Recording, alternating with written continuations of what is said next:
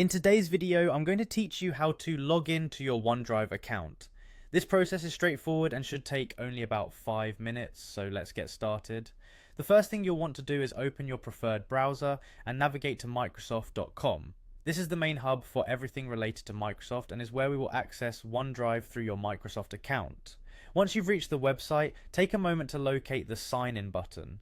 You should be able to find this easily, often at the top right corner of the page. Now, with a single click on the Sign In option, you'll be directed to a new page. Here, you need to enter your email address associated with your Microsoft account.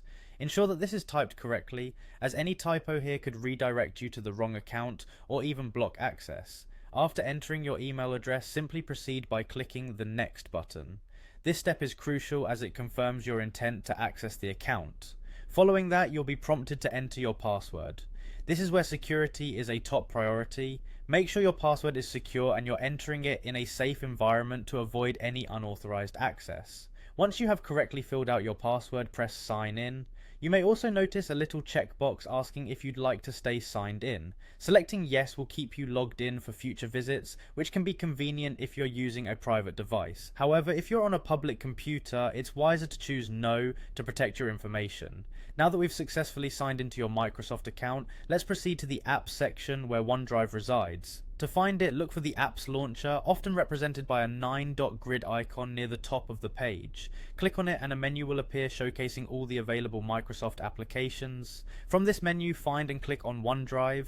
This will redirect you seamlessly into your OneDrive cloud storage. For those already signed in, you might note that OneDrive opens automatically with your Microsoft account details. If this doesn't happen immediately, look for another sign in option within OneDrive and click it.